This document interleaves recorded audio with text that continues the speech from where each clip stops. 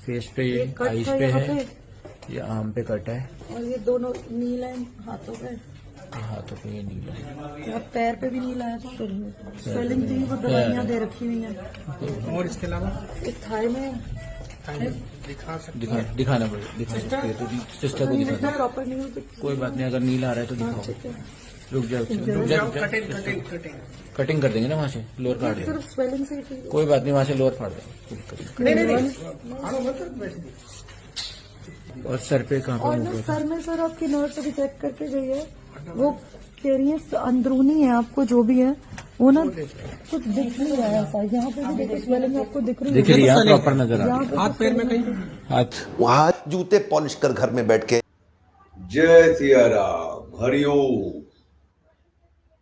Motivator Vivek Bindra ji खबर में है, तो मुझे लगा कि मुझे आके कुछ बोलना चाहिए, क्योंकि जो मीडिया में खबरें हैं वो आम खबरें हैं कि भैया उसने घरवाली को ठोक दिया, पीट दिया, परसों ही शादी हुई, आज ही पंगे हो गए। मैंने कहा कि भैया ये लगभग 45 साल के आदमी को क्या चुल्ल पड़ी शादी करने की फिर से? इतना बड़ा मोटिवेटर और वो बिग कंपनी का मतलब सीईओ, संस्थापक, बहुत बड़ा नाम है भाई, ये करोड़ों का मालिक है।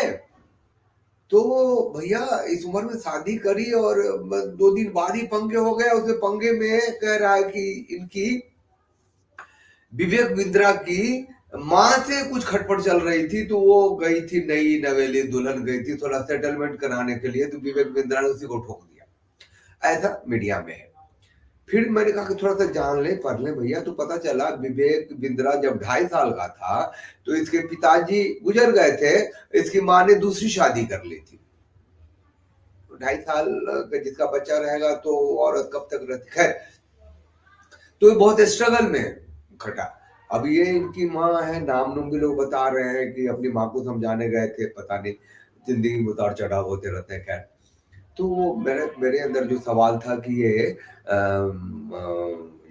43-44 साल की उम्र में इसको क्या चुल पर शादी करने की? तो मैंने देखा नहीं, ये इसकी दूसरी शादी थी। पहली शादी भी हुई थी और उससे बच्चे भी थे, वो पत्नी भी कोर्ट में गई थी। क्या सेटलमेंट हुआ नहीं हुआ ये तो बहुत छिपा के रहता है ना ये बंदा। मतलब कि मुझे लगा कि ये विवेक बिंद्रा जो इतना बड़ा नाम है, इतने फैन फॉलोइंग है, इतनी मोटी कमाई करता है, लोगों को बिजनेस के तरीके बताता है, लोगों को मोटिवेट करता है, जीने के रास्ते देता है, अमीर बनाता है, भैया वो अपने फैमिली फ्रंट पे क्या सी है, इतना बड़ा है, इतना बड़ा बेवकूफ है, मंदबुद्धि है। तो फिर मुझे लगा अरे भैया ये तो टॉप दर्जे का फेमिनिस्ट है। और जब फेमिनिज्म पे बोलने लगता है तो मतलब भूल जाता है डाटा देगा, ये देगा, वो देगा, सारे एकदम कमीनापंथी करता है भाई जो फेमिनिज्म के नाम पे। ये मैं इसके 2 छोटे छोटे बाइट सुना देता हूं, आपको लगेगा कि ये बोल क्या रहा है। अगर औरतें तरक्की नहीं कर रही है तो कारण है पुरुष, ये औरतों की ऐसी तैसी मिट्टी पलित हुई है तो कारण है पुरुष। और वो जो डाटा देगा आपको बड़ी हंसी आएगी। और मैंने पुरुषों की मिट्टी पलीद करके ये सोचता है कि हम औरतों की तरक्की कर रहे हैं, औरतों के बारे में अच्छी बातें बोल रहे हैं, औरतों का सशक्तिकरण।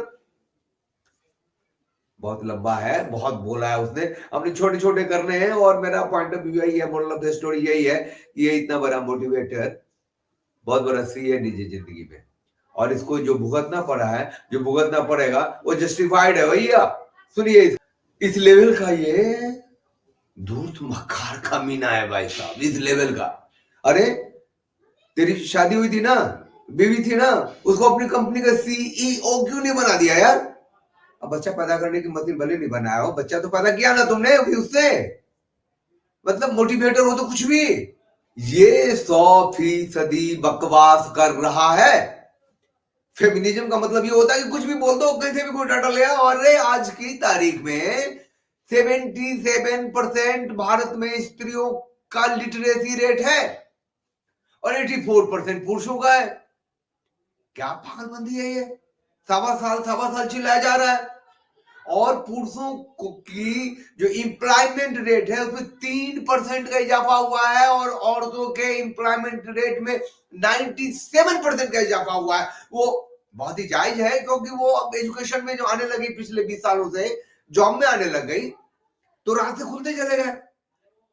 ये भैया फेमिनिज्म जो है इसके सर में बैठा हुआ है और इसीलिए इसने अपने फ्रंट पे धूर्त है, कमीना है? पहली बीबी के साथ क्या हुआ, हम ये नहीं कहते इसी की गलती रही हो, लेकिन हुआ ना, इतना बड़ा मोटिवेटर था तो पहली बीबी से क्यों पंगे हुए? और दूसरी बीबी तो सीधा अदालत में चली गई है, उसके भाई ने मुकदमा लगाया है और वो फोटो उठो देखे ना, बता रही है यहाँ लगा, यहाँ चोट लगा, कान के पर्दे फाड़ दिए उसने, माथा के अंदर अंदरूनी चोट लगी है। इतना कैसे हो गया? तो कभी भैया मेंस राइट पे भी कोई मोटिवेशनल मतलब बोल लेता, कुछ बताता पुरुषों की को भी सुरक्षा चाहिए, लेकिन है तो ये प्योर फेमिनिस्ट, तो इसको तो भुगतना पड़ेगा भाई। एक और बाइट सुन ला, बेटा एक परिवार को सुख देगा तो बेटी 2 परिवारों को सुख देगी। इस लेवल का कमीनापंथी करता है ये विवेक बिंद्रा, इस लेवल का ये डिस्क्रिमिनेशन करता है स्त्रियों और पुरुषों में। इसके सक्सेस के पीछे का कारण जो भी हो, ये इसकी भद पिटेगी, इसकी मिट्टी पलीद होगी इसके फेमिनिज्म के कारण। 2 दिन के बाद ही ये पंगे हुए।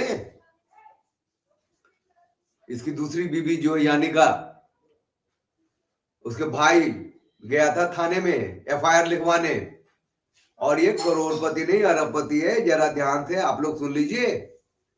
तो ऐसे नहीं चलने वाली है बात, कुछ होना है। ये विवेक बिंद्रा के साथ जो कुछ भी हो रहा है उसके पीछे इसका श्रूड माइंड भी है, इसका फेमिनिस्ट माइंडसेट भी है, इसका आइडियोलॉजी भी है, जो पूरी दुनिया को तो बताता है मोटिवेटर हैं हम मोटिवेट करता रहता है, और इसकी अपनी निजी जिंदगी में जो कुछ है वो गंद है। चैनल को लाइक कीजिए, शेयर कीजिए, सब्सक्राइब कीजिए और उस बेल आइकन को प्रेस कर दीजिए जिससे आपको नोटिफिकेशन मिलता रहेगा, और साथ रहिए, साथ बने रहिए। जय सिया राम, हरिओम।